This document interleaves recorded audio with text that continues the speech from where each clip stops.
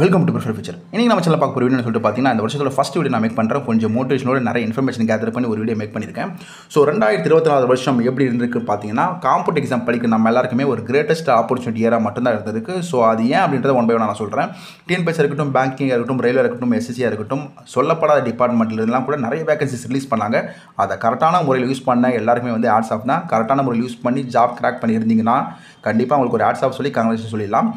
2024 தவற விட்ட நீங்கள் கண்டிப்பாக கவலைப்பட தேவையில்லை. 2025 பார்த்தீங்கன்னா எக்கச்சக்கமான ஆப்பர்ச்சுனிட்டிஸ் வரப்போகுது. எஸ்எஸ்சி இருக்கட்டும், ரயில்வே இருக்கட்டும், banking, TNPSC, other state government exams கூட போடலாம். ஓகேவா? ஸோ நிறைய ஆப்பர்ச்சுனிட்டி இருக்குது. 2024 வந்த மாதிரி இந்த இயரும் கண்டிப்பாக வரும். ஸோ அதனால் நீங்கள் என்னென்ன தப்பெல்லாம் நீங்கள் பண்ணீங்களோ அதை வந்து சரி பண்ணிக்கிட்டிங்கன்னா 2025 கண்டிப்பாக ஜாப் வந்து வாங்கிடலாம். ஓகேவா? ஸோ காம்படிட்டிவ் எக்ஸாம் படிக்கிற எல்லாருக்குமே வந்து ஒரே ஒரு குறிக்கோள் மட்டும்தான் இருக்கணும். இந்த வருஷம் நம்ம பாஸ் பண்ணிடலாம் அப்படின்ற ஒரு மைண்ட் தாட் மட்டும் தான் இருக்கணும். தவிர நம்ம ரிக்ரெட் பண்ணவே கூடாது. தேவையில்லாமல் இந்த ஃபீல்டு கொண்டுமே நம்ம லைஃப் வேஸ்ட் பண்ணிட்டோம், இயரை வேஸ்ட் பண்ணிட்டோம், மணியை வேஸ்ட் பண்ணிட்டோம் அப்படின்ற மாதிரி என்றைக்குமே நினைக்கக்கூடாது. ரிக்ரெட்டும் பண்ணக்கூடாது. அடுத்தும் 1000 சொல்லுவான். ஓகேவா? பட் ஆனால் இந்த ஃபீல்டுன்றது ஒரு ரிஸ்கான ஃபீல்டுன்றது நம்ம எல்லாருக்குமே தெரியும். காம்படிட்டிவ் படிக்கிற எல்லாருக்குமே தெரியும். ஸோ அதை வந்து அடுத்தவங்க வந்து தலையிட்டு அதை கலாய்க்கிற அளவுக்கு நம்ம வந்து போயிடலாம். அந்த அளவுக்கு நம்ம மோசமாலாம் இல்லை. ஓகேவா? ஸோ அதனால் நம்மளோட காம்படிட்டிவ் என்னன்னு சொல்லிட்டு நமக்கு மட்டும்தான் தெரியும். தவிர அடுத்தவங்களுக்கு அது தெரியப்படுத்தணும் அவசியமே கிடையாது.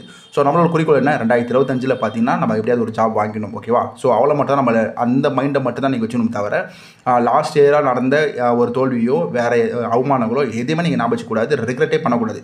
கண்டிப்பாக இந்த டைம் ஜாப் வாங்கிக்கலாம் அப்படின்ற ஒரே ஒரு நோக்கம் மட்டும்தான் உங்களுக்கு இருக்கணும். வேறு எதுவுமே நினைக்கக்கூடாது. ஏன்னா 2025 நிறைய ஆப்பர்ச்சுனிட்டி வரப்போகுது. சரி, 2024 அப்படி என்ன தான் உனக்கு ஆப்பர்ச்சுனிட்டி வந்துச்சு அப்படின்ற நினைக்கிறவங்களுக்கு ஒரு சின்ன ரீகேப் மாதிரி சொல்லிடுறேன். ஸோ எடுத்தோன்னே ரயில்வேல ஆரம்பிக்கிறேன். ஏன்னா நம்ம சேனல் வந்து ரயில்வே தான் மோஸ்ட்லி கவர் பண்ணுது. ஸோ ரயில்வேல ஆரம்பிக்கிறேன். ஸ்டார்டிங்கில் பார்த்தீங்கன்னா 2019 தான் வந்து வேகன்சிஸ் ரிலீஸ் பண்ணாங்க. அதுக்கப்புறம் பார்த்தீங்கன்னா கொரோனா அது இதுன்னு வந்து வேகன்சிஸ் ரிலீஸ் பண்ண முடியாத மாதிரி ஒரு சுச்சுவேஷன் இருந்துச்சு. 2024 போடுவாங்களா அப்படின்னு சொல்லிட்டு நிறைய பேர் இயங்கிட்டு இருந்தாங்க. பட் ஆனால் 2024 ஷார்ப்பாக விட்டாங்க. ஸோ விட்டது மட்டும் இல்லாமல் என்ன பண்ணாங்கன்னா, அடுத்தடுத்து வந்து நோட்டிஃபிகேஷன் ரிலீஸ் பண்ணதுக்கப்புறம் வந்து எக்ஸாம்ஸ் டேட்டு எதுவுமே ரிலீஸ் பண்ணலை. ரொம்ப கன்ஃபியூஷனாக இருந்துச்சு. ஸோ ரொம்ப டிலே ஆகுமா அப்படின்னு சொல்லிட்டு நிறையா வந்து ஒரு சச்சரவாக தான் போயிட்டு இருந்தது. பட் ஆனால் வந்து ஏன் டிலே பண்ணாங்க அப்படின்றதுக்கான ரீசனும் அவங்க சொன்னாங்க. வேகன்சிஸ் இன்க்ரீஸ் பண்ணுறதுக்கு மட்டும்தான் வந்து டிலே பண்ணிட்டு இருந்தாங்க. ஸோ 7 பேர் இருக்கட்டும், ஆர்பிஎஃப் இருக்கட்டும், என்டிபிஎஸ் இருக்கட்டும், எல்லாத்துக்குமே பார்த்தீங்கன்னா நல்ல பல்க் வேகன்சியே வந்துருச்சு. வேகன்சிஸ் இன்க்ரீஸ் பண்ணாங்க. ஸோ இது வரைக்கும் நீங்கள் அப்ளை பண்ணாதவங்க கூட அப்ளை பண்ணுற மாதிரி கூட ஒரு சுச்சுவேஷன் வந்துச்சு. Technician grade 1 grade 3. ஓகேவா? ஸோ அது போலலாம் வந்து ரயில்வே நமக்கு ஏற்ற மாதிரி வேகன்சிஸ் பல்காக ரிலீஸ் பண்ணியிருந்தாங்க. ஸோ ரயில்வே மட்டுமா ரிலீஸ் பண்ணாங்க? இல்லை, டிஎன்பிஎஸ்சிலும் பார்த்தீங்கன்னா நம்ம ஸ்டேட் கவர்மெண்ட் எக்ஸாம் பார்த்தீங்கன்னா நிறைய வேகன்சிஸ் ரிலீஸ் பண்ணாங்க. ஸோ வந்து பார்த்தீங்கன்னா அடுத்தடுத்து ரிசல்ட் ரொம்ப வேகமாக படிச்சோராக நடந்துச்சு. ரயில்வேல பொறுத்த வரைக்கும் பார்த்தீங்கன்னா எக்ஸாம் நடந்து முடிச்சதுக்கப்புறம் ரிசல்ட்ஸ்லாம் வந்து ஸ்லோவாக தான் வரும் அப்படின்ற மாதிரி நிறைய தாட் இருக்குது. பட் ஆனால் வந்து டிசிஎஸ் கரெக்டாக கண்டக்ட் பண்ணி ஆன்சருக்கே இருக்கட்டும், அதனுடைய ரா ஸ்கோர் செக் பண்ணுறதுக்கான ஒரு லிங்காக இருக்கட்டும், எல்லாமே வந்து பார்த்திங்கன்னா பர்ஃபெக்ட் டைமில் ரிலீஸ் பண்ணிட்டு இருந்தாங்க. ஸோ ரொம்பவே ஃபாஸ்ட்டாக தான் போயிட்டுருக்கு. ஸோ இப்போ நம்ம வந்து என்டிபிசி குரூப் டி இது போல் அப்கமிங் எக்ஸாம் நம்ம எழுத போகிறோம் இந்த வருஷத்தில். ஓகேவா? ஸோ அது பார்த்திங்கன்னா ரொம்பவே ஃபாஸ்ட்டான முறையில் தான் வந்து 2024 நடந்து வந்துச்சு ரயில்வே எக்ஸாம் பொறுத்த வரைக்கும். ஓகேவா? டிஎன்பிஎஸ்சிலும் அதே கதை தான். ஸோ எஸ்எஸ்சி எப்பயும் போல ரிலீஸ் பண்ணிட்டு இருந்தாங்க. இப்போ வந்து பேங்க் எக்ஸாமுக்கு வருவோம். பேங்க் எக்ஸாமில் எப்பயுமே என்ன பண்ணுவாங்க? ஐபிபிஎஸ் கண்டக்ட் பண்ணுவாங்க, கிளர்க்கு கண்டக்ட் பண்ணுவாங்க, பிஓ அது போல் வந்து ஸ்டாண்டர்டாக ஒரு நோட்டிஃபிகேஷன் ரிலீஸ் பண்ணி கேலண்டர் ரிலீஸ் பண்ணி கண்டக்ட் பண்ணுவாங்க. பட் ஆனால் வந்து லோக்கல் பேங்க் ஆஃபீஸர் அப்படின்னு சொல்லிட்டு ஒரு புதுசாக ஒன்று கிரியேட் பண்ணாங்க, லோக்கல் பேங்க் ஆஃபீஸர். ஸோ அது வந்து 2024 இப்போ தான் வந்து ஃபஸ்ட் டைம் வருது. இதுக்கு முன்னாடி என்ன இருந்துச்சு? மணிப்பால் அப்படின்னு சொன்னாங்க. அது ஆல் ஓவர் இந்த காம்படிட் பண்ணுவாங்க. பட் எல்பிஓ வந்து ரொம்ப special. Local bank officer, local language, அவங்களுக்கு மட்டும்தான் லோக்கல் பீப்புள். நம்மளுக்கு வந்து தமிழ்நாடுக்கு பார்த்தீங்கன்னா ஒரு 300 வேகன்ஸ் தான் தமிழ்நாடு பீப்புள் மட்டும்தான் காம்படிட் பண்ண முடியும். ஸோ இது வந்து ரொம்ப ஆப்பர்ச்சுனிட்டி தான், ஒரு வித்தியாசமாக தான் இருந்துச்சு. ஓகேங்களா? அதனால் இது போல் வந்து பேங்க்லையும் பார்த்தீங்கன்னா புதுசாக ஒரு ஒரு சிஸ்டத்தை கொண்டு வந்தாங்க 2024 தான். ஓகேங்களா? அது மட்டும் இல்லாமல் பேட்டர்ன்ஸ் சேஞ்ச் பண்ணுறது தான் எவ்ரி இயர் நடக்கிறது தான். ஓகேங்களா? ஸோ அந்த கதையை நம்ம போக தேவையில்ல. பட் ஆனால் ஒரு எல்பிஓ லோக்கல் பேங்க் ஆஃபீஸர் அப்படின்றப்ப ஒரு புதுசாக ஒன்று இருந்துச்சு. அதுமாதிரி 2024 தான் நம்மளுக்கு ரிலீஸ் பண்ணாங்க. சரி, இதெல்லாமே நம்மளுக்கு தெரிஞ்ச டிபார்ட்மெண்ட் தான். தெரியாத டிபார்ட்மெண்ட் ஒன்று இருக்குது, ஏஇ எக்ஸாம். ஓகேங்களா? டிஎன்பிசி நார்மலாக ஏஇ கண்டக்ட் பண்ணுவாங்க. அது வந்து தனியாக நம்மளுக்கு எல்லாருக்குமே தெரியும். ஸோ லோக்கல் வாட்டர் பாடி அப்படின்னு சொல்லக்கூடிய நம்ம கார்பரேஷன் ஆஃபீஸ் இருக்குது பார்த்தீங்களா? எனக்கு தெரிஞ்சு ஒரு 7-8 வருஷமாக இது போல் வேகன்சிலாம் ரிலீஸ் பண்ணவே இல்லை. திடீர்னு விட்டாங்க. ஸோ அதுலேயும் பார்த்தீங்கன்னா நல்லா பல்க் வேகன்சியாக வந்துச்சு. நிறைய பேர் வந்து எழுதினாங்க. நம்ம குரூப்பில் ப்ரிஃபர் ஃபியூச்சரில் இருக்கிற குரூப்பில் 2 பேர் போய் அட்டன் பண்ணுற அளவுக்கு செலக்ட் ஆனாங்க. ஸோ அது போல் வந்து ஏஐக்கான ஆப்பர்ச்சுனிட்டி விட்டாங்க. நம்ம அந்த டிபார்ட்மெண்ட்டில் இருக்கான்றதே நிறைய பேருக்கு தெரியாது. ஸோ எனக்குமே தெரியாது தான். ஓகேங்களா? ஒரு 7 வருஷத்துக்கு முன்னாடி தான் ரிலீஸ் பண்ணியிருந்தாங்க அப்படின்ற மாதிரி இன்ஃபர்மேஷன் வந்துச்சு. இந்த டைமில் தான் வந்து ரிலீஸ் பண்ணாங்க அந்த வேகன்சிஸையும். ஸோ 2025 எதிர்பார்க்கலாம் இது போல் வேகன்சிஸ்லாம். ஓகேவா?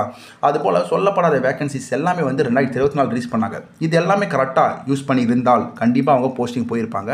இதை தவற விட்டவங்களுக்கு நீங்கள் கவலைப்பட தேவையில்ல. 2025லும் நிறைய ஆப்பர்ச்சுனிட்டி இருக்குது. எப்படி அப்படின்னு சொல்லிட்டு பார்க்கலாம்.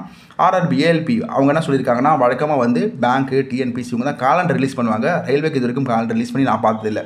ஸோ அவங்க என்ன சொன்னாங்கன்னா, காலண்டர் நாங்கள் ரிலீஸ் பண்ண போகிறோம் எவ்ரி இயர் அப்படின்னு சொல்லிட்டு ஒரு காலண்டர் ஒன்று சின்ன ரிலீஸ் பண்ணியிருந்தாங்க. ஸோ அதில் தான் இந்த இன்ஃபர்மேஷன்லாம் போட்டிருந்து. ஆர்ஆர்பி ஏஎல்பி வந்து பார்த்தீங்கன்னா ஜனவரிலேருந்து மார்ச்சுக்குள்ளே நோட்டீஸ் டேட் ரிலீஸ் ஆகலாம். ஆர்ஆர்பி ஜேஇ வந்து ஜூலைலேருந்து செப்டம்பர் 2025 நோட்டீஸ் ரிலீஸ் பண்ணலாம் அப்படின்ற மாதிரி சொல்லியிருக்காங்க. என்டிபிசியும் வந்து ஜூலைலேருந்து செப்டம்பருக்குள்ளே நோட்டீஸ் ரிலீஸ் பண்ணலாம்னு சொல்லியிருக்காங்க. ஆர்ஆர்பி குரூப் டி எக்ஸாம் வந்து ஜனவரி மந்த் தான் நடக்க போகுது. ஓகேங்களா. ஸோ டிசம்பர் மந்த் தான் நோட்டீஸ் ரிலீஸ் பண்ணாங்க. ஜனவரி தான் நம்மளுக்கு எக்ஸாமே நடக்க போகுது. ஸோ வந்து இதெல்லாம் வந்து அப்கமிங். ஆல்ரெடி அப்ளை பண்ணவங்களுக்கு வந்து ஆல்ரெடி அப்ளை பண்ணி நம்ம எக்ஸாமுக்காக வெயிட் பண்ணியிருப்போம். பார்த்தீங்களா, என்னென்ன எக்ஸாம் வெயிட் பண்ணுறோம். என்டிபிசிக்கு நம்ம வெயிட் பண்ணியிருக்க போகிறோம். JE exam suppose first round pass பண்ணி தான் செகண்ட் ரவுண்டு நீங்கள் வெயிட் பண்ணியிருப்பீங்க. இது போல் ஆப்பர்ச்சுனிட்டியும் 2025 இருக்குது. ஓகேவா. சரி, ரயில்வே மட்டுமா, நம்ம எஸ்எஸ்சி எடுத்தா SSC CGL, CPO, CHSL, MTS, SSC JE. ஓகேவா. இது எல்லாமே அப்கமிங்காக நிறையா வேகன்சிஸ் வரப்போகுது அப்படின்ற மாதிரி ஆல்ரெடி நோட்டீஸ் ரிலீஸ் பண்ணிட்டாங்க. ஸோ பேங்க்லேயும் பார்த்தீங்கன்னா இப்போ எஸ்பிஐ கிளர்க்கு விட்டுருக்காங்க. டிஎன்பிஎஸ்லும் நிறைய ஆப்பர்ச்சுனிட்டி வரப்போகுது. ஆக மொத்தம் 2025லையும் போன வருஷம் மாதிரி நிறைய ஆப்பர்ச்சுனிட்டிஸ் வரப்போகுது. இதை கரெக்டான முறையில் நீங்கள் ஹேண்டில் பண்ணிங்கன்னா கண்டிப்பாக சொல்லணும் 2025 ஒரு போஸ்டிங் உங்களுக்கு கிடச்சிடும். ஓகேவா. சரி, இப்போ வந்து 2024 நம்ம என்ன பாடம் கற்றுக்கிட்டோம் அப்படின்றத என்னுடைய ஒரு எக்ஸ்பீரியன்ஸ் வச்சு நான் சொல்கிறேன். நான் ஆர்ஆர்பி ஜேஇ எக்ஸாம் எழுத போனப்போ எனக்கு என்ன வந்து நான் என்ன பெருசாக வந்து கற்றுக்கணும் அப்படின்றத நான் ஒரு சின்ன ஒரு மேப் மாதிரி சொல்கிறேன். ஓகேங்களா. சரி, ஓகே. இப்போ நம்மளோட ரெசல்யூஷன் என்ன அப்படின்னு சொல்லிட்டு பார்க்கலாம். ஸோ காம்படிட்டிவ் எக்ஸாம் படிக்கிறவங்க நான் ஒரு 3 கேட்டகரியாக பிரிப்பேன். ஃபஸ்ட் வந்து பார்த்தீங்கன்னா வந்து பேசிக், ஃபஸ்ட்டு இப்போ தான் ஜாயின் பண்ணிக்காங்க. நெக்ஸ்ட் வந்து பார்த்தீங்கன்னா இன்டர்மீடியட். ஸோ 2-3 வருஷமாக படிச்சிருக்கலாம். இன்னொன்று பார்த்தீங்கன்னா எக்ஸ்பீரியன்ஸ் பர்சன் என்ன மாதிரி வந்து ஒரு 5 வருஷம் வந்து இந்த காம்படிட்டிவ் ஃபீல்டில் இருந்துருக்கலாம். ஓகேங்களா. இப்போ வந்து பார்த்தீங்கன்னா நான் வந்து ஆர்ஆர்பி ஜேஇ எக்ஸாம் எழுத போகிறப்ப எழுதிட்டு வந்து நான் ரிவ்யூ போட்டதுக்கப்புறம் என்னென்ன கமெண்ட் வந்துச்சு பார்த்தீங்கன்னா, கண்டிப்பாக உங்களுக்கு மெமரி பவர் ஜாஸ்தியாக இருக்குது. நீங்கள் 70 கூட அட்டன் பண்ணிக்கலாம், 75 அட்டன் பண்ணிக்கலாம். உங்களுடைய மார்க் எவ்வளோ, நீங்கள் எவ்வளோ அட்டன் பண்ணீங்க, ராஸ் ஸ்கோர் எவ்வளோ அப்படின்னு சொல்லி நிறைய பேர் கேட்டாங்க. அது மட்டும் இல்லாமல் வந்து பார்த்தீங்கன்னா நீங்கள் இவ்வளோ கொஸ்டின் ஞாபகம் வச்சிருக்கீங்களே, அப்போ கண்டிப்பாக நிறைய அட்டன் பண்ணி தான் இருந்திருப்பீங்க அப்படின்னு சொல்லிட்டு சில வந்து கமெண்ட்ஸ் எல்லாமே வந்துச்சு. அவங்க எல்லாருக்குமே நான் ஒன்றே ஒன்றா சொல்லிக்கிறேன். நீ எவ்வளோ பெரிய ஆளாக இருந்தாலும் சரி, எவ்வளோ பெரிய எக்ஸ்பீரியன்ஸ் இருந்தாலும் சரி, காம்படிட்டிவ் எக்ஸாம் பொறுத்த வரைக்கும் ஒன்றே ஒன்று மட்டும்தான். அந்த டைமில் ஸ்பார்க் ஆகுதா அது மட்டும்தான். அப்படி ஸ்பார்க் ஆகலாம். நீ எவ்வளோ பெரிய எக்ஸ்பீரியன்ஸ் பர்சனாக இருந்தாலும் சரி, உனக்கு வந்து எக்ஸ்பீரியன்ஸ் பர்சனை பொறுத்த வரைக்கும் அந்த வே ஆஃப் அப்ரோச் மட்டும் தான் தெரியும் தவிர அந்த ஸ்பீடோ இல்லை வந்து அந்த ஸ்பார்க்கோ அந்த ஸ்பார்க்கிங் டெண்டன்சி எல்லாமே வந்து ப்ராக்டிக்ஸ் மூலிமா தான் வரும். ஓகேவா. ஸோ உனக்கு ஸ்பார்க்கே கிடைக்கலாம், நீ எவ்வளோ பெரிய எக்ஸ்பீரியன்ஸ் பர்சனாக இருந்தாலும் பெஸ்ட்டு தான். ஓகேங்களா. ஸோ இதுதான் எனக்கு அந்த இடத்துல நடந்துச்சு. எனக்கு தெரியும் அவுட் அப்ரோச் அப்படின்னு சொல்லிட்டு எனக்கு எல்லாமே தெரியும், ஷார்ட்கட்டுமே தெரியும். பட் ஆனால் அந்த டைமில் எனக்கு ஸ்பார்க் ஆச்சான்னு கேட்டிங்கன்னா கண்டிப்பாக ஸ்பார்க் ஆகலை. ஓகேவா.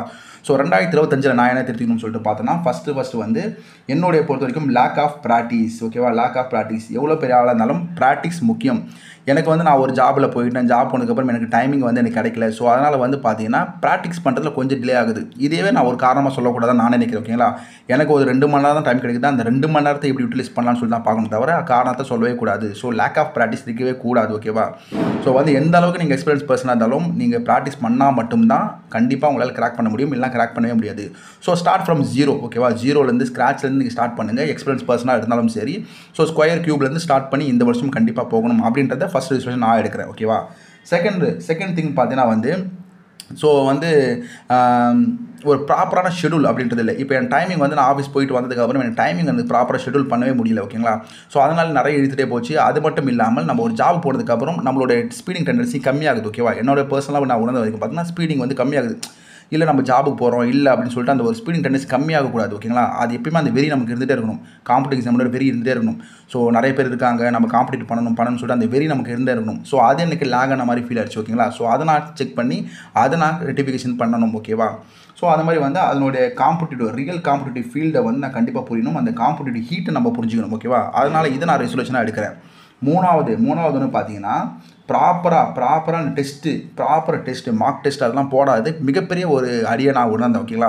ஸோ டெஸ்ட்டு நம்ம போட்டு பார்த்தா கூட அதில் ஸ்பீடு வந்திருக்கும். அந்த டெஸ்ட்டு எதுவுமே ப்ராப்பராகவே போடலை. ஸோ ஹேண்டில் பண்ண விதமே கொஞ்சம் ஏடா கூடாமல் இருந்ததுனால இந்த டைம் ஆர்ஆர்பி ஜேஇயில் நான் எவ்வளோ மார்க் வாங்கியிருக்கேன்னு பார்த்தீங்கன்னா 68 தான் நான் அட்டன் பண்ணேன். அதில் வந்து பார்த்தீங்கன்னா 7 மார்க் தப்பு, 61 தான் எனக்கு வந்துச்சு. ஸோ 0.3 போட்டிங்கன்னா 59 சம்திங் வரும். ஸோ இதெல்லாம் வச்சுட்டு ஒன்றுமே பண்ண முடியாது. ஃபஸ்ட்டு நான் எழுத போகிறப்ப பார்த்தீங்கன்னா 78 அட்டன் பண்ணி ஒரு 4 மார்க்கும் நம்ம தப்பாகிடுச்சு. நான் ஃபஸ்ட் ரவுண்டே பாஸ் பண்ணேன். ஓகேங்களா. அப்போ நான் எந்த ஃபீல்டில் இருந்தேன் பார்த்தீங்கன்னா, அப்போ நான் பேசிக் லெவலில் இன்டர்மீடியட்டில் இருந்தேன். அப்போ நான் வந்து பார்த்தீங்கன்னா பேங்க் எக்ஸாம் படிச்சுட்டு இருக்கப்போ மேக்ஸ் ரீசனிங் எல்லாமே எனக்கு வந்து பர்ஃபெக்டாக இருந்துச்சு. வெறும் ஜிஎஸ்ஜிகே மட்டும் தான் நான் கவர் பண்ணுற மாதிரி இருந்தது. ஓகேவா. ஸோ அதனால் மேக்ஸ் ரீசனிங் நான் கவலைப்படலை. இந்த டைமில் நான் என்ன பண்ணுறேன் அப்படின்னு நினச்சிக்கிட்டேன். நம்ம தான் எக்ஸ்பீரியன்ஸ் பர்சன் ஆச்சு, நம்மளுக்கு எல்லாமே தெரியும் அப்படின்ற ஒரு நினைப்பு நினச்சிக்கிட்டு நம்ம போனேன். அதனால நான் போயிட்டு நல்லா சிறுபடி வாங்கிட்டு வந்தேன். ஓகேவா. ஸோ அது போல் வந்து ஓவர் கான்ஃபிடன்ஸ். 4வது பாயிண்ட் என்ன, ஓவர் கான்ஃபிடன்ஸ் இருக்கவே கூடாது. Lack of practice. அப்புறம் பார்த்தீங்கன்னா காம்படிட்டிவ் எக்ஸாமோட ரியல் ஃபீல் நம்ம புரிஞ்சுக்கணும். ப்ராப்பர் பிளானிங் இல்லை. அதே மாதிரி பார்த்தீங்கன்னா ஓவர் கான்ஃபிடன்ஸ். இந்த 4மே பண்ணனால தான் என்னோட ஸ்கோர் கம்மியாகிடுச்சு. ஓகேங்களா? ஸோ இதெல்லாமே வந்து நான் ரெக்கவர் பண்ணணும்னு நினைக்கிறேன் அப்கமிங் எக்ஸாமுக்கு. ஓகேவா? ஸோ அதனால் இது நான் எக்ஸ்பீரியன்ஸ் பர்சனுக்கு நான் சொல்கிறேன். எக்ஸ்பீரியன்ஸ் பர்சன் வந்து ஆல்ரெடி வந்து ஒர்க் பண்ணியிருந்தால் பேங்க், அதாவது வந்து கவர்மெண்ட் ஆர்கனைசேஷனும் சரி ப்ரைவேட்டில் எதில் நீங்கள் ஒர்க் பண்ணியிருந்தாலும் இந்த 4 பாயிண்ட்டை நீங்கள் தவறாக மேக் பண்ணியிருந்தீங்கன்னா இதை நீங்கள் திருத்திக்க பாருங்கள். ஓகேங்களா? கண்டிப்பாக நான் திருத்திக்க பார்ப்பேன் இந்த 4 பாயிண்ட்டை. சரி, இப்போ பேசிக், அதாவது வந்து இப்போ தான் வந்து இன்ட்ரோடியூஸ் ஆகிறாங்க ஒரு காம்படிட்டிவ் ஃபீல்டு அப்படின்றவங்களுக்கு வந்து என்ன நான் சொல்ல வரேன்னா, இந்த காம்படிட்டிவ் எக்ஸாமோட ரியல் காம்படிட்டிவ் என்ன அப்படின்றத நீங்கள் தெரிஞ்சுக்கணும். ஓகேங்களா? சப்போஸ் உங்களால் தெரிஞ்சிக்க முடியலனா, நான் வந்து ஒரு விளையாட்டாக நான் சொல்லலை, கொஞ்சம் வந்து ஒரு யாரும் தப்பாக எடுத்துக்க தேவையில்ல. சென்ட்ரல் ரயில்வே ஸ்டேஷன் உள்ள வந்து பாருங்கள், நம்மளோட ஆப்பர்ச்சுனிட்டிஸ் எல்லாமே எப்படி வந்து நார்த் இந்தியன் பீப்புள்ஸ் வந்து கேதர் பண்ணி எடுத்துக்கிறாங்க அப்படின்றத வந்து நீங்கள் உள்ளே வந்து பார்த்தா தான் தெரியும். ஓகேங்களா? சென்ட்ரல் உள்ள சும்மாவே நுழைஞ்சு பாருங்கள், அங்கே இருக்க எல்லாருமே வந்து பார்த்தீங்கன்னா நார்த் இந்தியன் பீப்புள்ஸ் மட்டும்தான். ஓகேங்களா? அப்படின்றப்ப நம்ம ஆப்பர்ச்சுனிட்டி எப்படி அவன் எடுக்கிறான், நம்ம அதை எடுக்கலாமே அதுக்கு பதிலாக அப்படின்ற ஒரு ரியல் வெறி அங்கே தான் வரும். ஓகேங்களா? ஸோ அப்படின்றப்ப நீங்கள் கண்டிப்பாக வந்து அந்த ரியல் காம்படிட்டோட ஹீட்டை கண்டிப்பாக நீங்கள் புரிஞ்சுக்கணும். அதை புரிஞ்சுட்டு அதுக்கேற்ற மாதிரி நீங்கள் படிக்க ஆரம்பிக்கணும். விளையாட்டுத்தனமாக இருக்கக்கூடாது. ஸோ 2 வருஷம் 3 வருஷம் வேஸ்ட் பண்ணதுக்கப்புறம் பார்த்தீங்கன்னா இது போல் ஆப்பர்ச்சுனிட்டிஸ்லாம் கண்டிப்பாக விடவே மாட்டாங்க. இப்போ பார்த்தீங்கன்னா 2019 அப்புறம் 2024 தான் வந்துச்சு. ஓகேவா? ஸோ அதுக்கப்புறம் வரலாம் வராமல் கூட போகலாம். அதனால் பேசிக் லெவலில் இப்போ தான் வந்து காம்படிட்டிவ் ஃபீல்டுக்கு என்ட்ரு ஆகிற நீங்கள் விளையாட்டுத்தனமாக இருக்கக்கூடாது. கொஞ்சம் நீங்கள் சீரியஸாக எடுத்துக்கணும். ஓகேவா?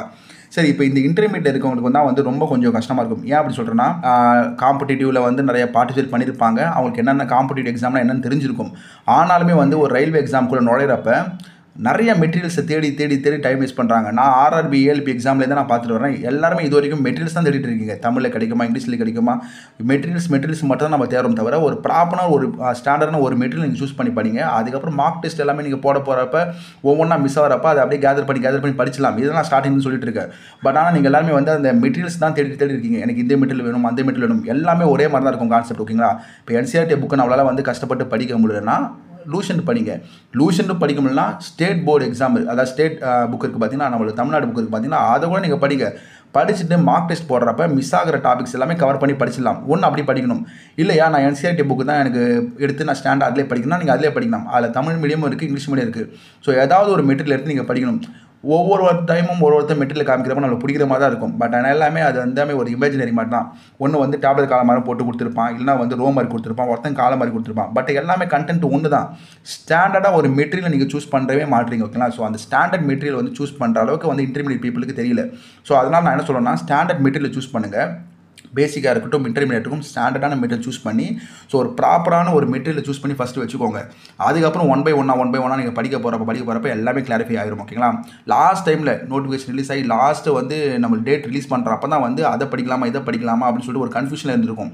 பட் இந்த டைம் அப்படி பண்ணவே கூடாது. ப்ராப்பராக ஹேண்டில் பண்ணணும். ப்ராப்பர் டைம் டேபிள் உங்கள் டைமுக்கு ஏற்ற மாதிரி நீங்கள் வந்து டைம் டேபிளை மேக் பண்ணிக்கோங்க. ஓகேங்களா? ஆல்ரெடி எப்படி டைம் டேபிள் மேக் பண்ணுற வீடியோ நான் போஸ்ட் பண்ணியிருக்கேன், மறக்காமல் பாருங்கள்.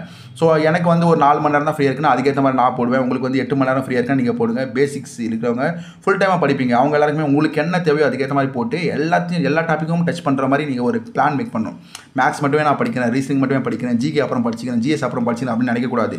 எல்லா டாப்பிக்குமே கவர் ஆகிற மாதிரி ஒரு ஸ்டடி பிளானை உங்களுக்கு நீங்கள் மேக் பண்ணி அதுக்கேற்ற மாதிரி ஸ்டாண்டர்ட் மெட்டீரியல் சூஸ் பண்ணிட்டு இன்னிலேருந்து படிக்க ஸ்டார்ட் ஆரம்பிங்க. ஓகேங்களா? டே 1 நம்ம ஸ்டார்ட் பண்ணோம். ஸோ ஏன்னா டைம் இல்லை, டக்குன்னு வந்துடும். இப்போ பாருங்கன்னா ஆர்ஆர்பி NTPC எக்ஸாம் அப்ளை பண்ணவங்க இன்னும் 3 மாதம் டைம் இருக்குது, டக்குன்னு ஓடிடும். ஓகேங்களா? சல்லுன்னு ஓடிடும். ஸோ அந்த டைமில் வந்து கொஸ்டின் பேப்பரை பார்த்ததுக்கப்புறம் நமக்கு ஒரே ஒரு மைண்ட் தான் வரும், இது நம்ம முன்னாடியே படிச்சிருக்கலாமே, இந்த கொஸ்டின் எங்கேயோ பார்த்த மாதிரி இருக்கே, இன்னும் கொஞ்சம் படிச்சிருந்தா ஒரு 10 மார்க் கொஸ்டின் போட்டுக்கலாமே அப்படின்ற மாதிரி நினைக்கக்கூடாது. டைம் கண்டிப்பாக போக தான் செய்யும். டே 1 ஸ்டார்ட் பண்ணுங்கள். எல்லா டாப்பிக்குமே கரெக்டாக படிங்க, பொறுமையாக படிங்க.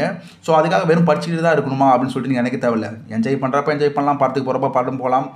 ஃபிசிக்கல் ஆல்வேஸ் மென்டல் ரெண்டுமே வந்து நீங்கள் பார்த்தீங்கன்னா மெயின்டைன் பண்ணணும். ஜாப் கிடச்சி நீங்கள் போயிடுவீங்க. அதுக்கப்புறம் பார்த்தீங்கன்னா அங்கே ஜாப் போனதுக்கப்புறம் உடம்பு முடியாமல் போச்சுன்னு வைங்களேன், மென்டல் ஹெல்த் ஆகிடும். அதுக்கப்புறம் ஃபுல்லாக காசும் வந்து ஆஸ்பத்திரி கொடுத்துட்டு இருப்போம், என்ஜாயே பண்ண முடியாது. ஸோ ரெண்டுத்தையும் நீங்கள் பேலன்ஸ் பண்ணணும். Physical as well as mental ரெண்டுமே நீங்கள் பேலன்ஸ் பண்ணால் மட்டும்தான் உங்களோட லைஃப் வந்து உங்களுக்கு நல்லாயிருக்கும். சரிங்களா? ஸோ இப்போ எனக்கு கிடச்சிருக்க வேலையை வச்சு நான் வந்து பார்த்தீங்கன்னா இந்த யூடியூப் போடுறேன்னா எனக்கு டைம் நல்லா மேனேஜ் பண்ண முடியுது. ஸோ அதுக்கேற்ற மாதிரி எனக்கு ஒரு ஃபிசிக்கல் ஆஸ் வெல் மென்டல் ரெண்டுமே நான் வந்து மேனேஜ் பண்ணுறேன்.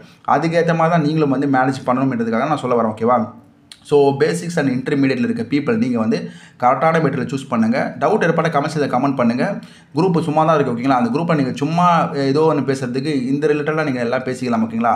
மெட்டீரியல் வேணால் அந்த ஃபைலில் போய் சர்ச் பண்ணுங்கள். எல்லா மெட்டீரியலும் அவைலபிள் தான் இருக்குது. அதை நீங்கள் சர்ச் பண்ணி பார்த்து என்ன மெட்டீரியல் வேணுமோ டவுன்லோட் பண்ணி பிரிண்ட் அவுட்டோ இல்லை ஆன்லைனிலோ எது மூலயமா நீங்கள் படிங்க.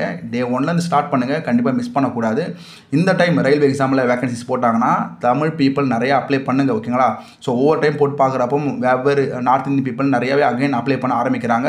So Chennai north Indian people Chennai YouTube channel தனியாக ஒன்று வச்சுருக்காங்க ஓகேங்களா. அது உங்களுக்கு தெரியாது. தனியாகவே ஒரு யூடியூப் சேனலை வச்சு அதில் வந்து இன்ஃபர்மேஷன் போடுறாங்க. நாளை சொன்னால் நம்ப மாட்டீங்க. ரயில்வே டெக்னீஷியன் குரூப் 3ல் வந்து ஒருத்தர் வந்து இன்ஜினியரிங் முடிச்சிருக்காரு. அவர் எனக்கு தெரிஞ்சவர் தான் ஓகேங்களா. பட் ஆனால் அவர் நார்த் பீப்புள் தான். அவர் ஃபிசிக்ஸ் அண்ட் மேக்ஸ் வச்சு 5 வேகன்சி தான் இருக்கும்னு நினைக்கிறேன். 5-6 வேகன்சிஸ் தான் போல் ஃபிசிக்ஸ் அண்ட் மேக்ஸுக்கு கிரேட் 3ல். அவர் என்ன பண்ண போகிறேன், நான் அப்ளை பண்ண போகிறேன்னு சொல்லிட்டு அப்ளையும் பண்ணிட்டாரு. அப்ளை பண்ணி எக்ஸாம் எழுதிருக்காரு. ஸோ அது போலாம் வந்து ஒரு 5 வேகன்சிஸ் கூட விட மாட்டுறாங்க ஓகேவா. ஸோ அந்தளவுக்கு வந்து அவங்களுக்கு வந்து அந்த அவேர்னஸ் இருந்திருக்கு. நம்மளுக்கு அந்த அவேர்னஸ் இல்லை தான் உண்மை சொல்ல போனால் ஓகேவா. ஸோ என்னோட மூலமாக என்னோட யூடியூப் சேனல் மூலமாக நான் அவேர்னஸ் கொடுக்குறது எனக்கு ரொம்ப ஹாப்பியாக தான் இருக்குது ஓகேவா. சரி, இதெல்லாம் நீங்கள் பார்த்து கரெக்ட் பண்ணிங்கன்னா கண்டிப்பாக 2025 கிராக் பண்ணிடலாம் ஓகேவா. ஸோ இதெல்லாம் தான் நான் வந்து சொல்ல வந்தேன். கண்டிப்பாக வந்து 2025 கிராக் பண்ணியே தான் ஆகணும், வேறு வழியே இல்லை. ஏன்னா இந்த வருஷம் சில பேருக்கு லாஸ்ட் வருஷமாக இருக்கலாம். இந்த வருஷத்தில் கிராக் பண்ணால் தான் சில பேருக்கு வந்து சொல்லலாம் மேரேஜ் நடக்கலாம். என் ஃபேமிலியை வந்து நான் வந்து அதை தூக்கி நிப்பாட்டுறதுக்கான லாஸ்ட் இயராக இருக்கலாம். சில பேருக்கு ஏஜ் பார் ஆகலாம். அதுபோல் வந்து ஒவ்வொருத்தருக்கும் வந்து ஒவ்வொரு காம்படிட்டிவ் எக்ஸாமோட வந்து இயர்ன்றது வந்து ரொம்ப முக்கியமான இயர் ஓகேவா. ஸோ அதனால் கரெக்டான வழியில் கரெக்டாக யூஸ் பண்ணுங்கள். எதுவுமே மனசு தள்ளாதீங்க. மனசை மட்டும் விட்டுறக்கூடாது ஓகேவா. என்ன வந்தாலும் பரவாயில்ல, மனசை மட்டுமே விட்டுறக்கூடாது. அப்படி மனசை விட்டிங்கன்னா கண்டிப்பாக இந்த ஃபீல்டில் இருக்கவே முடியாது. ஸோ ரொம்பவே இந்த ஒரு போராட்டமான இந்த காலத்தில் வந்து கண்டிப்பாக நம்ம இந்த பயணம் செய்யலாம். எல்லாருக்குமே ஹாப்பி நியூ இயர் சொல்லிக்கிறேன். கண்டிப்பாக நம்ம பயணம் இதோட தொடர தான் போகுது 2025 ஓகேவா. 2025 யாரெல்லாம் நீங்கள் ஜாப் வாங்க போக போகிறீங்களோ கண்டிப்பாக வந்து உங்கள் எல்லாருக்குமே ஒரு பெரிய விஷயம் நான் சொல்லிக்கிறேன். ஸோ இதனால் இன்னொரு ஸ்பெஷலான விஷயம் என்ன அப்படின்னு சொல்லிட்டு பார்த்தீங்கன்னா, நம்ம யூடியூப் சேனலில் வந்து நான் அதிகமான வீடியோ போட்டதும் 2024 தான் ஓகேவா. ஸோ இதை வந்து இந்த கேப்பில் நான் சொல்லிக்க விரும்புகிறேன் ஓகேவா. சரி ஓகே, இந்த வீடியோ பிடிச்சா சப்ஸ்கிரைப் பண்ணுங்கள், லைக் பண்ணுங்கள், மறக்காமல் ஷேர் பண்ணுங்கள். நம்ம நெக்ஸ்ட் வீடியோ பார்க்கலாம். நெக்ஸ்ட்டில் வந்து RRB NTPC எப்படி படிக்கலாம் அப்படின்றதுக்கான ஒரு ஸ்டடி பிளான் நான் மேக் பண்ணி அதை நான் போஸ்ட் பண்ணுறேன் ஓகேவா. So thank you.